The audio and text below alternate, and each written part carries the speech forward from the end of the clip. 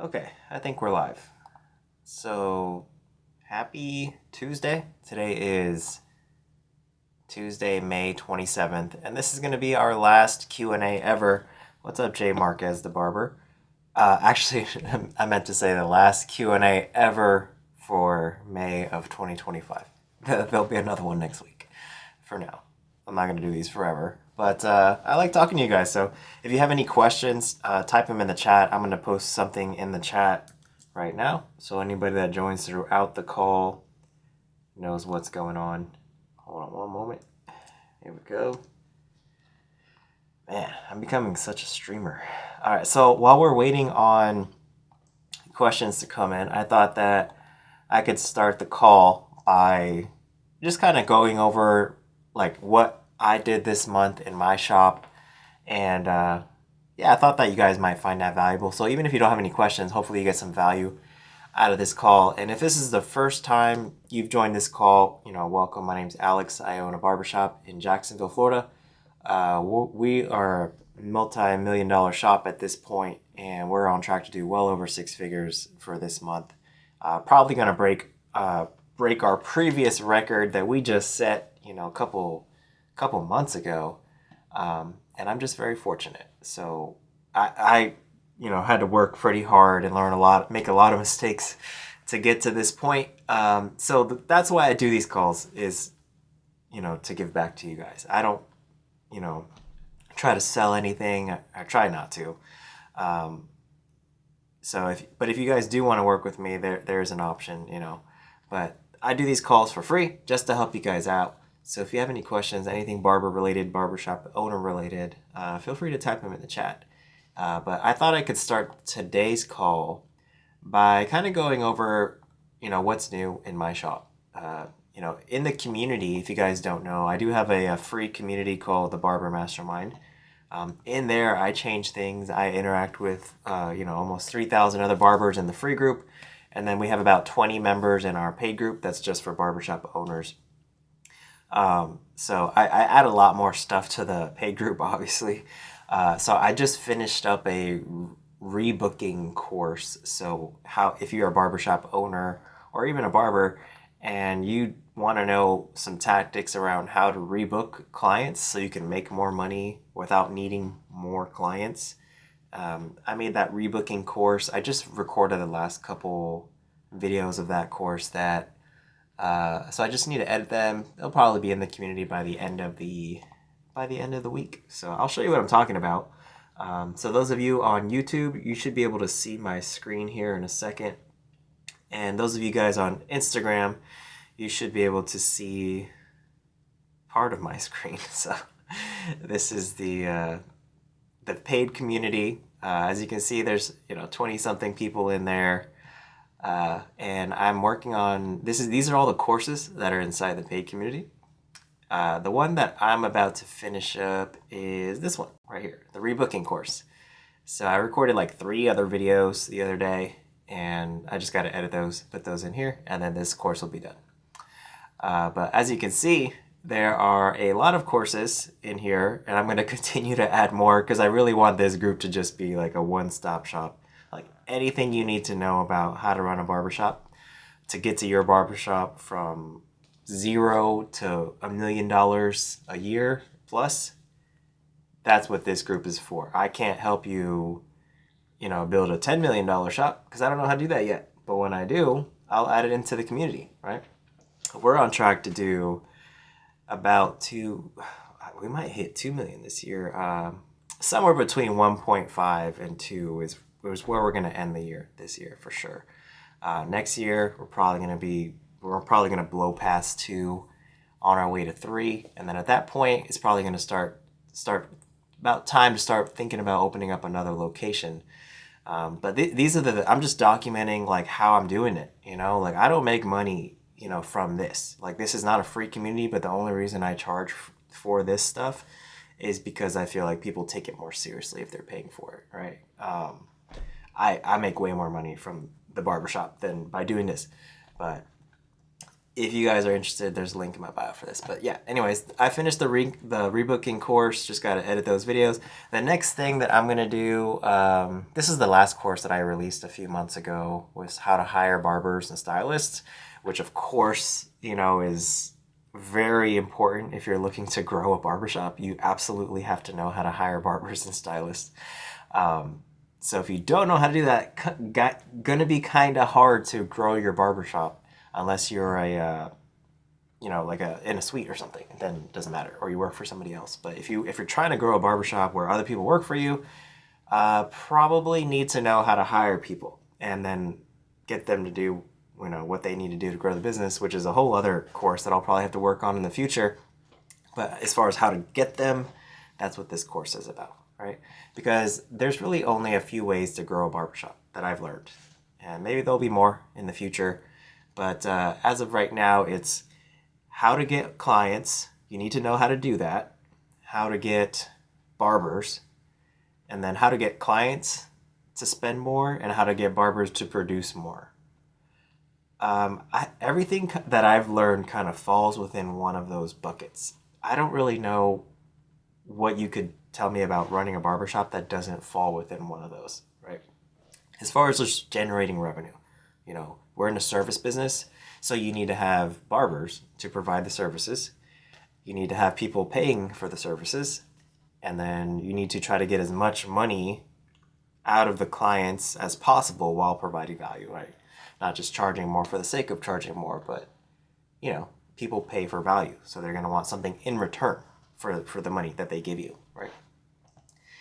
So that's the game is of how to grow a barbershop. So while we're waiting on questions to come in, I thought I could just go over some of the things that I changed in the last few weeks, because I'm always changing stuff in my business, like always. Most of the things are going to be things that nobody would even notice. So just this morning, I made a change to our website. I updated some of the graphics on our referral program, because we have like an automated referral program through our software where clients automatically get the credit if somebody else books using their appointment link. So this is why I'm saying, like, most people wouldn't notice these things, but they could have a huge effect. Like, if more people refer people to your shop, then your shop grows faster, and it's way cheaper and more effective than trying to get new clients through paid marketing or social media, right? This is probably the biggest one that I'm gonna get the most pushback on, for sure, both from my clients and I'm sure from some of you guys. But we're actually going to be testing, starting on Sunday, June 1st, surge pricing.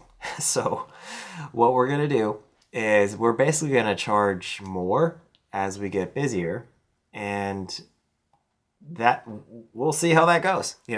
I think it can go either way. It's either going to go horribly wrong or it's going to go great. But this is just one of those things that I watched a video by Hormozy recently where he was walking another business owner through this process, and it was a restaurant, but he was basically saying that, well, if you guys are busier on the weekends, why don't you charge more? And I was like, well, we could do that too. Like, our software actually, I'm going to set up this rule so where if we get to 80% or more booked, it's automatically going to add 10% to the price. And it also goes for the individual barbers. So maybe the shop as a whole is not 80% booked for the day, but if an individual barber's schedule is 80% or more booked, if you want to book with that person, it's going to be 10% more than the regular price. And all of these numbers we can change, but so I can set it to 85%. I can make it trigger lower at 75%. I can increase the surge percentage price from 10% to 15 to 20. But so all these things are going to be things that I have to figure out. But I'm going to go ahead and test that for you guys. And I'll probably share the results inside of my paid community, the Barbershop owner, since it's not going to be relevant if you're not a barbershop owner. But this is what I do for my group. I test things. Some things I test don't work, but some things do. And if something works, I share it with the community, and I'm just like, here you go. I already tested it. I already spent thousands of dollars testing this. I know it works, and here you go. You can have it, and just use it in your shop. So I'm going to be testing surge pricing. Just, this isn't like a new thing, like barbers, like it'll probably be relatively new in the barbershop industry. I actually had a hard time finding another barbershop or even a salon that does this. So we're kind of going to be one of the first that I know of that tests surge pricing. So, but that's never been an issue for me. I don't have a problem being the first person to do anything, right? And I actually think that could be quite an advantage. I still think we're the only barbershop in our city that even has a membership program. When I first opened back in 2015, we were one of the first people, sadly, that had a website and online booking. And we were one of the first barbershops to give away beer, while you're waiting. So now these things are like very common. It's not really much of an advantage anymore because everybody does it. So I'm always trying to stay ahead. So I don't mind going first, and if it doesn't work, fine. We tried it. I can stop thinking about it and move on to something else, right? So that's probably going to be the main thing on my mind the next few weeks, is seeing how this like surge pricing thing plays out. But what I hope happens from this is a few things. So by charging more only when we're busy, it's going to do one of two things, I think, or more, right? So what I want to happen is the barbers are going to make more, right? Because their pay is based on performance being sales and client feedback. So if they're generating more revenue, well, that's going to translate to them making more, right? And then ultimately the business making more. So, and also the way I'm going to set it up, it doesn't even have to be like we're full as a business. Like if we could have a slow ass day, but if one barber is 80% or more booked, then that one barber will be producing more for themselves and also for the barbershop. So that's great. It's a way of rewarding people that are rebooking their clients, that are retaining their clients, that are just doing a good job keeping people coming back. So I'm a big believer in rewarding people that are doing their job well, right? So I think this is a way to do that. And what I think also will happen is it will shift some people that don't want to pay that extra 10% from our busy days to our slow days, which is great. Right? I don't want everybody coming in on Friday, Saturday, Sunday. Like, let's spread out the traffic a little bit, because we already get we turn away a shit ton of people sometimes on like Saturday and Sunday. And then sometimes on like Tuesday and Wednesday is a fucking ghost town. So like we want to spread that out, right? And then it's also going to encourage the behavior of rebooking amongst our clients and amongst the barbers, right? Because if clients know that they wait till last minute to book an appointment, it might be more, right? So this is actually going to encourage people to either rebook their appointment before they leave or book it in advance. Either way is good for us as a business, right? And it's also going to not affect our members like at all. We have a membership program. I was just looking earlier. We have 656 members as of this morning, Tuesday, May 27th. So 656 members paying to get their haircut every single month. Some of those people don't get their haircut every month, but they're paying for it. So I didn't want to do anything to affect those people, so they're going to be unaffected by the surge pricing. People that book in advance before we fill up are going to be unaffected by the surge pricing. So I'm really excited about it. It's going to go either really, really well, I think, or really, really bad. So we'll see. We're going to test this for at least a month, but I think more realistically, we're not really going to see the true effect of this change for like a good 2 to 3 months, right?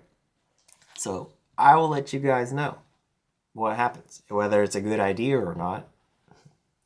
I'll test it for you. We'll see. So this is the thing. Like, I actually own a barbershop, so I actually do these things for my barbershop, and if it works, then I'll just share it with you guys and be like, hey, that didn't work. Or, yeah, this is definitely a good idea. You should do it. Like memberships, that's a good idea. You should absolutely be thinking about memberships if you own a barbershop. No-show fees, cancellation fees, not a good idea in my experience, right? Um, so these are just things that I've learned by testing, by doing. These aren't theories. Like I've tested it, and one of the things that makes me a little bit different, I think, from the other people online influencers is like I have a barbershop.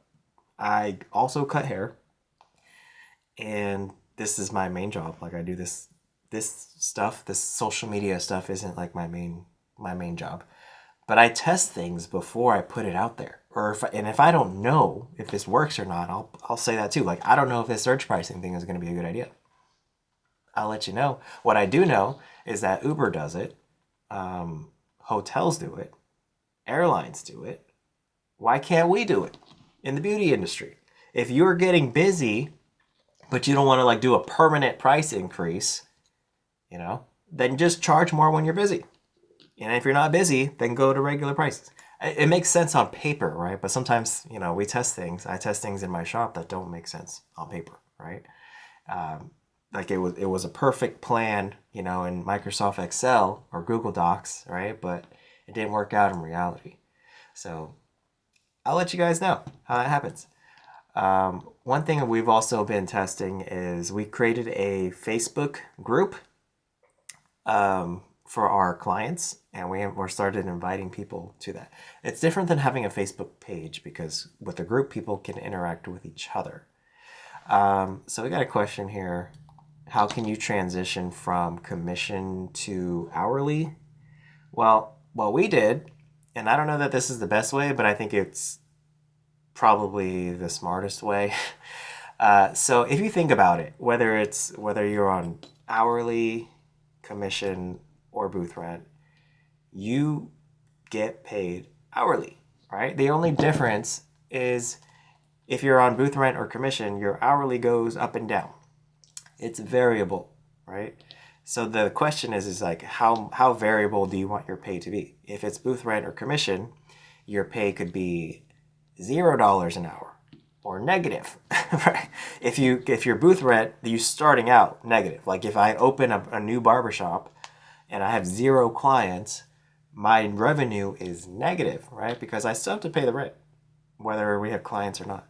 So the way I learned to do this, which was we looked at 6 months of data, right? 6 months. The more data you look at, the more accurate this is going to be. And we said, okay, and then I averaged how many hours they worked. So how much sales did they do? And how many hours did they work? And when you take their sales divided by how many hours they worked, you get an hourly rate, right? That's their hourly rate, And that's how we made that transition. And then it depends on whether you want to keep them, as independent contractors or employees. But we also made the switch from contractors to employees. So we added a little bit to their hourly rate. But doing that is what saved my business, to be honest. Like, because our payroll cost was insanely high. Insanely high. It was like 70% of our revenue was just going to payroll. So that 30% that was left over was like what the entire business was like supposed to survive off of, which it couldn't, just to let you guys know. So the only way I could like save my business essentially is to convert people from commission to hourly so that I could lock in my payroll cost, and then I raised the price, and it was a significant price increase. It was like at least $10 that our price went up. So that created profit because they were getting paid the same, the barbers, right? They were making the same on hourly as it was on commission because I did the math and I saw this is how much you were making, right? They didn't believe me, but whatever, that's a different story. But that's how you can create more profit in the business by essentially you have to create more revenue, right? But if you're on a commission basis, as a barbershop owner, if you just raise prices, you'll have more revenue, but your percentage of payroll is going to stay the same, right? So, and this is a really, in-depth question that probably could spend a whole hour on, but that's basically how I did it. So you have to track their hours first, So you have an idea of how many hours they worked, then look at their sales, divide their sales by their hours worked, then you get their hourly rate. And then you can bump it up a little bit higher, right? And that locks it in. And then you can raise your prices, and that creates a little bit more margin. So everybody wins, except the client, right? Because they're paying more. But that's how you save your business. Right? If your payroll cost is too high, you can create profit, more margin, by figuring out how to lock in your payroll cost, by transitioning people from commission to hourly, and then you raise the price, right? Or you figure out another way to create more revenue. Sell more products. That's why I'm a big fan of these memberships, because it's sometimes it's like pure profit because people pay for our membership and then don't use it. But I'd rather people come in and use it. Like them not using it was a totally unexpected benefit. So hopefully that helped you. That's how I did it, and it saved my business. So hopefully that gives you an idea of how to make that transition. The question I'd be asking is why though? Why do you want to do that? Because one thing I will say is that shortly after doing that, everybody quit, right? So that's something that you have to be mindful of. Anytime you make a change in the business, some people are gonna be resistant to that change. I know it's like it might be a shock, but like some people don't like change. As business owners, well, at least for me, like I love changing stuff, but most people aren't wired that way, I think. So just be prepared that if you're making any sort of change to the way you pay your people, there's a very good chance that some of them are going to leave, or maybe all of them. Like in my case, like everybody except one quit. We went from like 9 or 10 barbers to one overnight in one day. So this is the cost, though. This is the cost of ignorance. Like at least for me, right? Because I didn't know. So I didn't have to pay the price until later. But at some point, if you don't know what you're doing by running your business, you're going to pay the price eventually. You either pay it up front or you're going to pay it later. But there is a price to ignorance. And that's how I paid it. By my whole team. My whole team quit after I converted them, the way I paid them. So it was a lot of changes too at once. I don't regret doing it, but I think I would have if I would have go back in time, I might have done, one change at a time instead of just all at once, because within about a month we converted from commission to hourly. We switched our system. We used to use Square. Now we use Inati. We went from independent contractors to employees. We went from no accountability to now everything is tracked and you know your numbers, right? And to be honest, I think that was the reason, right? Because like I said, they were getting paid the same. At least, when you switch from contractor to employee, like on paper, it seems like you're making a lot less until you file your taxes, right? And then you realize like, oh, I might actually get a return this year, Or if you're a contractor, you might have to owe money, So talk to your accountant about that. But that's one thing I've noticed is like in the short term, it looks like you make less as an employee, but in the long term, it's the same, if not more. Because I'm paying half your taxes if you're an employee that works for me, my business. I'm an employee, I'm an employee of my own business, but I'm an employee too. So I get a W-2 at the end of the month or at the end of the year, right? So I think you're going to start seeing, and it's already starting to move in that direction. I'm not super well versed on what's going on in politics, but I know that Trump just passed, or the Senate or somebody just passed this law the other day that said no tax on tips. So that's really interesting. So I think that we're in a very business-friendly administration right now. So I think that I wouldn't be surprised if there are some other things that happen in the next few years that are more friendly to businesses, especially businesses that are, operating legally. Like if they're treating their people like employees, then they're classifying them as employees, right? They're not calling them independent contractors but treating them like employees.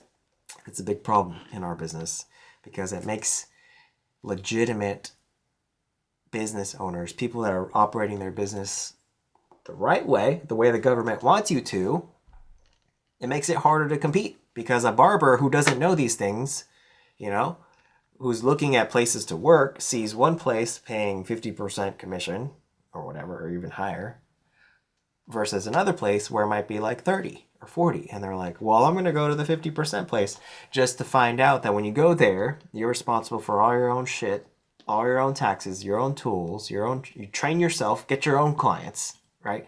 And by the way, we're not paying any of your taxes for you, and you have no retirement, you have no health care, you have no paid time off, nothing, right? So it really is, I don't think there's a right or wrong way as far as like a business model. What is wrong is when people try to do both, right? When they try to treat their people like employees, but then classify them as contractors. Like pick one, you know? I think one example I thought about the other day, which is like at my shop, right? I have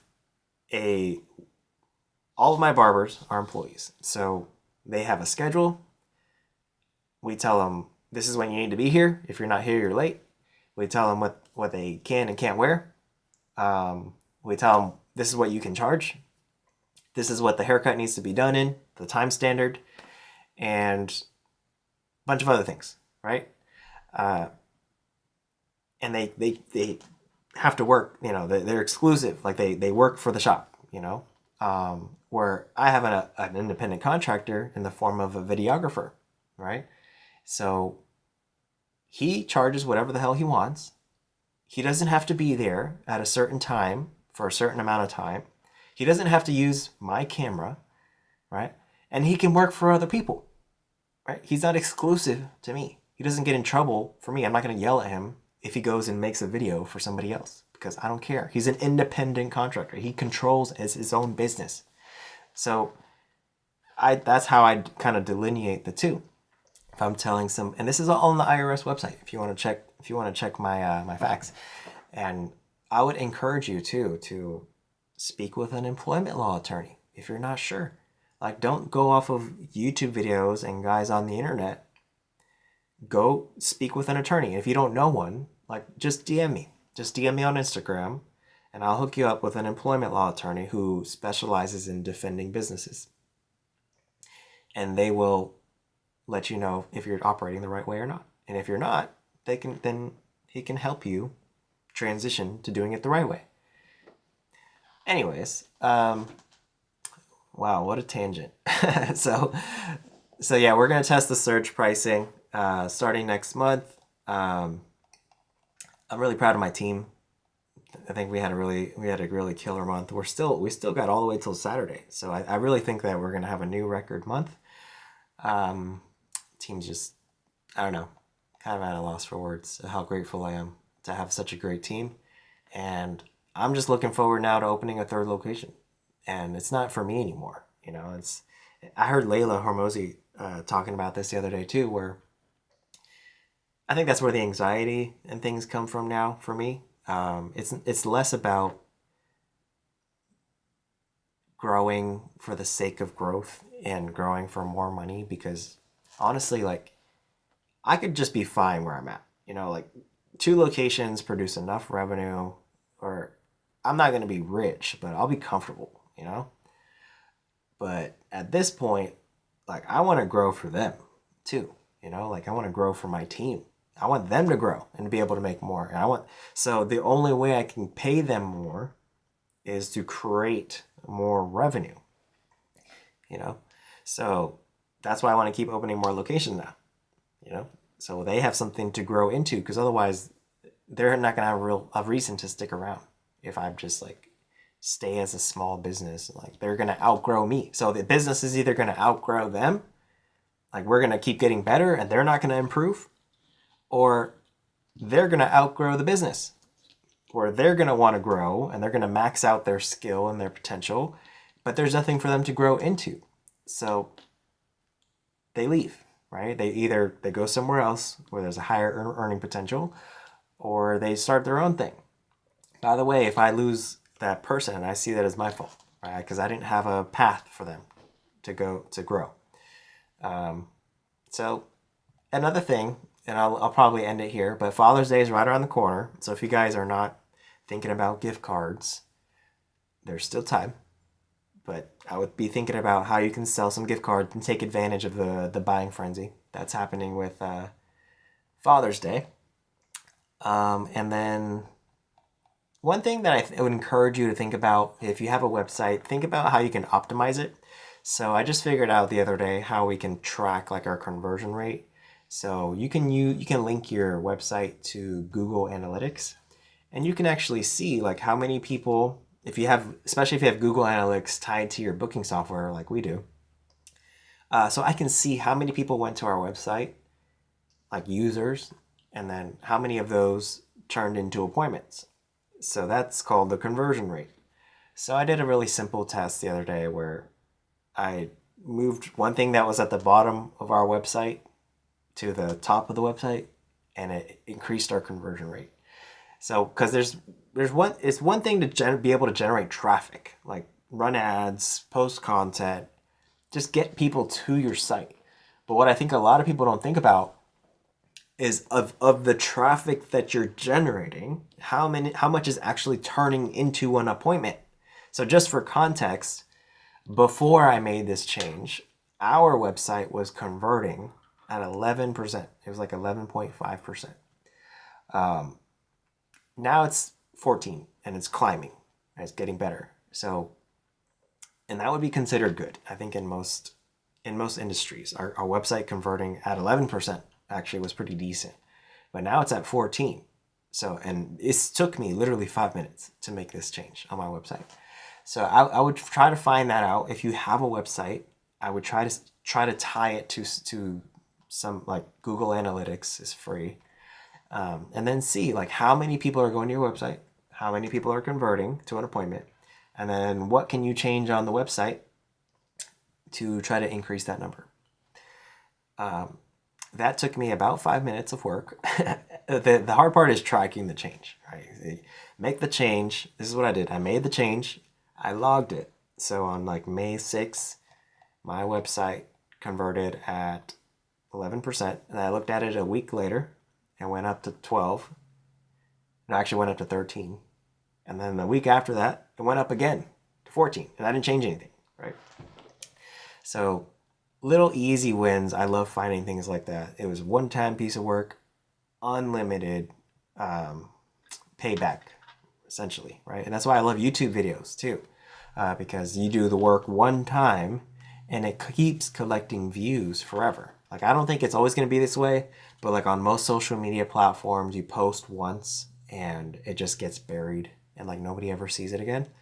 But YouTube, those videos live forever. And I'm talking about like horizontal videos, like what you're watching this on right now. If you're watching me on YouTube, those videos live forever and keep collecting views. And you can take a lot of the same videos that you post on YouTube and chop the sides off, right, and turn it into a short that you can share to social media. So that's actually what we do in my barbershop. We start with a horizontal video, but we don't film it too close, because if you're too close, you can't cut the sides off. It looks weird. So you have to be far enough away, and then you take about this much off the sides, right? And that turns into a short, which you can repurpose for social media. YouTube also lets you post shorts, YouTube shorts. So you can take the same videos that you post on TikTok, Instagram Reels, whatever, and share it to TikTok Shorts or to YouTube Shorts. So just a little content strategy, things that we've been doing for a few years that have really helped us out. But we actually get paid from our YouTube videos too, which is crazy, right? I don't know how long this is going to happen since, Google has its AI thing now, and it can make like videos in like seconds and look, you can't even tell that they're AI. But for right now, it's still possible to get paid to make content. You just have to have a relatively large audience. So That's my strategy. One of the ways that I'm looking to create more revenue so we can pay our barbers more. It's content, and it brings people in. So it's a win-win. So I think that is where I'm going to end it for today, guys. Appreciate you watching the live Q&A. If you haven't already done so, just DM me the word guide or comment the word guide on my Instagram on any post, and I'll send you a free guide on 5 ways to make more money as a barbershop owner. And feel free to join my free community, the Barber Mastermind. The link to that is in my bio, wherever you're watching this. So I'll see you guys next Tuesday, same time, 11 a.m. Have a good one.